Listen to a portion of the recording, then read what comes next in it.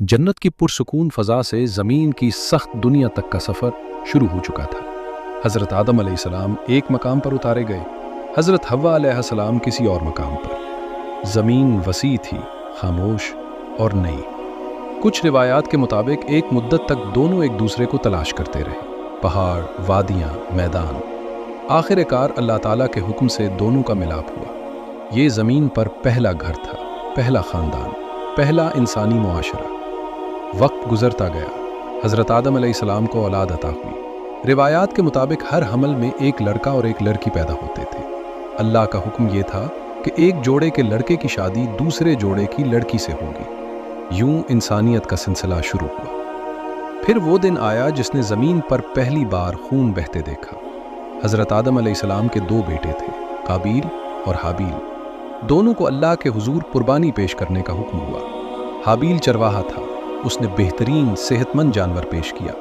काबील खेती बाड़ी करता था, उसने मामूली और नाकिस अनाज पेश किया। कुर्बानी कबूल होने की निशानी जाहिर हुई। हाबील की कुर्बानी कबूल हो गई, काबील की नहीं। यहाँ से शैतान ने अपना काम किया, हसद। काबील के दिल में आग भड़क उठी। उसने कहा, मैं तुम्हें कत्ल कर दूंगा। हाबील ने जवाब दिया, अल्लाह तो सिर्फ मुत्तकियों की कुर्बानी कबूल करता है। अगर तुम मुझे कत्ल करने के लिए हाथ बढ़ाओगे तो मैं तुम पर हाथ नहीं उठाऊंगा। मैं अल्लाह से डरता हूँ। ये अल्फाज तारीख के पहले मजलूम के थे, मगर हसद ने अक्ल को अंधा कर दिया।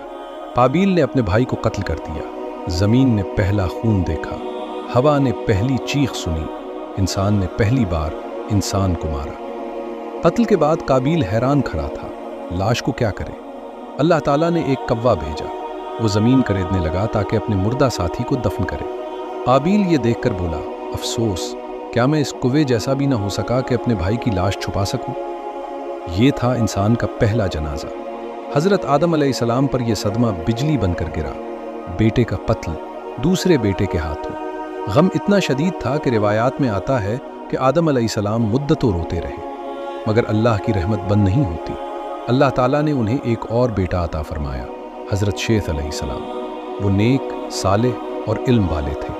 उन्हीं से इंसानियत का सिलसिला आगे बढ़ा। वक्त गुजरता रहा, इंसानी नस्ल बढ़ती गई।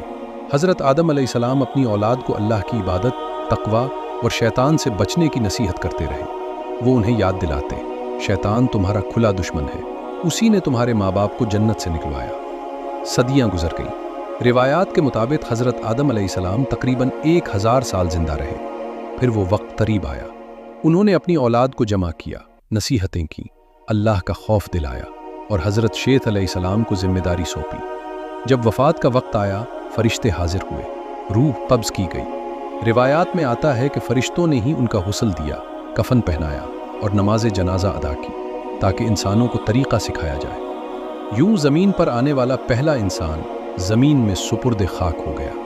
मगर कहानी ख़त्म नहीं हुई। इंसानी तारीख़ अभी शुरू हुई थी। खिलाफत, हसद, कत्ल, सब्र, तौबा सब सबक बनकर रह गए। काबील के एक अमल ने क़यामत तक आने वाले हर कातिल पर गुनाह का बोझ डाल दिया, और हाबील का सब्र क़यामत तक के मजलूमों के लिए मिसाल बन गया। हज़रत आदम अलैहिस्सलाम की ज़िंदगी हमें ये सिखाती है, इल्म इंसान की असल फजीलत है, तकब्बुर शैतान की राह है, हसद तबाही की जड़ है और तौबा अल्लाह की रहमत का दरवाज़ा है। ये थी इंसान की पहली नस्ल की दास्तान, और ये तो अभी आगाज़ था।